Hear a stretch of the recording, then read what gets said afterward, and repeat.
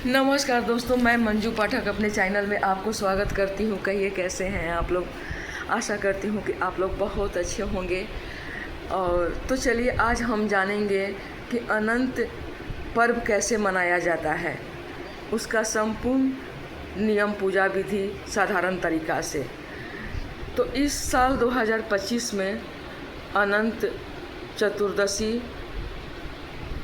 पर्व 6 सितंबर दिन है, शनिवार को मनाया जाएगा। इस साल ये पर्व भादो माह के शुक्ल पक्ष के अनंत चतुर्दशी को मनाया जाता है। पूजा विधि जो पूर्णिमा होती है ना, वो हमारे यहाँ देवताओं के नाम होती है, और जो अमावस्या होती है वो पितरों के नाम होता है। तो अनंत धागा जिसमें 14 गांठें लगा के भगवान विष्णु से मन्नत मांग कर आप 14 साल का भी ले सकती हैं संकल्प, 4 साल का भी ले सकती हैं संकल्प, और भगवान से ये करें कम से कम 4 साल का संकल्प लेकर ये व्रत को उठाएं। इस साल तो एकदम उठा सकती हैं कि कोई विघ्न बाधा नहीं है, कोई मलुमास नहीं है। जो पहली बार भी उठाना चाहते हैं तो उठा सकती हैं। तो भगवान से 14 गांठ संकल्प लेके ये मन्नत करें कि हे प्रभु, मन में जो आपके कामना हो वो मन्नत लीजिए कि हे भगवान, हमारा ये व्रत आपका हम शुरुआत कर रहे हैं, ये मन्नत मन में मान के कि हमारा ये व्रत पूर्ण कीजिएगा। कम से कम 4 साल का ज़रूर लीजिए। और जैसे मन्नत आपका पूर्ण होता है तो बैठा भी सकती हैं। बैठाने का क्या है, बैठाने का नियम आपको दूसरा वीडियो में बताऊंगी, लेकिन साधारण तरीक़ा से आप ऐसे ही पूजा पाठ करके कुछ फल बर्तन पंडित को दान करके आप बैठा भी सकती हैं। नहीं सकने पर सकिए तो आप 14 साल भी कीजिए, कोई बात नहीं है। दूसरी बात यह है कि संकल्प जिस दिन अनंत चतुर्दशी है 6 तारीख को, अगर कथा करना चाहती हैं आप सत्यनारायण भगवान का, तो आप 6 तारीख को ही कर लीजिए।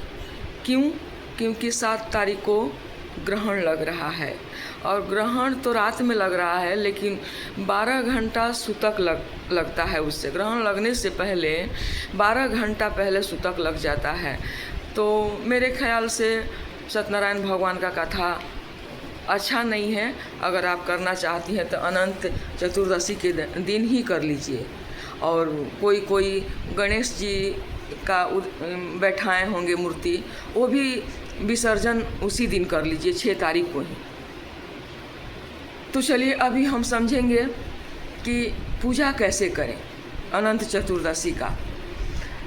तो सबसे पहले तो स्नान कीजिए, सुबह उठ के जैसे रोज़ का स्नान करती हैं आप।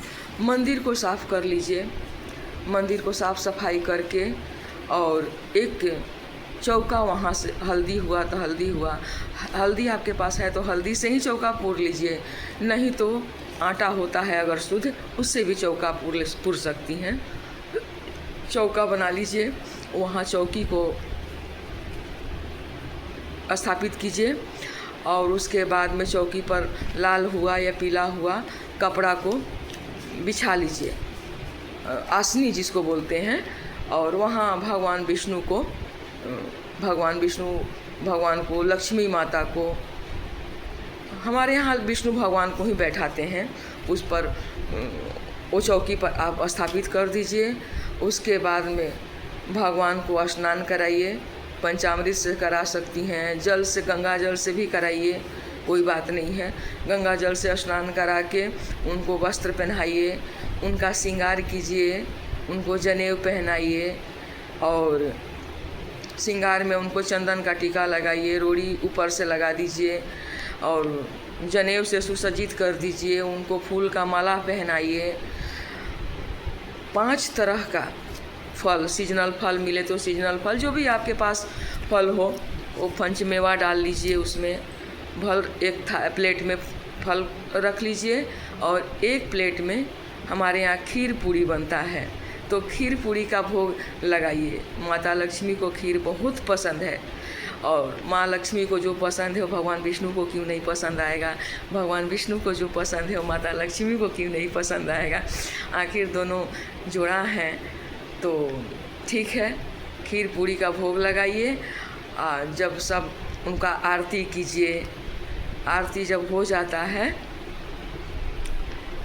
तो वहाँ कुछ घटा बढ़ा कमी बेसी, मान लीजिए कि कुछ हो गया, नहीं समझ में आया, कुछ उल्टा पलटा हो गया, तो भगवान से कुछ दक्षिणा स्वरूप आपसे 11 रुपया हो सकता है, 21 रुपया हो सकता है, 51 रुपया हो गया है, 101 रुपया हो गया, वहाँ दक्षिणा रख दीजिए।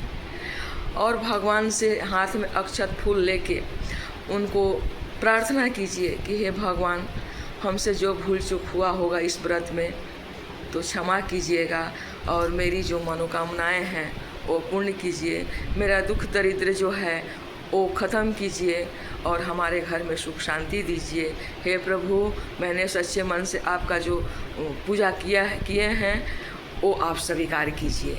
ऐसा बोलते हुए भगवान का पूजन को आप समाप्त कर सकती हैं। अगर कथा का किताब है आपके पास तो वो पहले आरती से पहले आप पढ़ लीजिए, पढ़ने के बाद ही आरती कीजिए और ये क्षमा प्रार्थना कीजिए।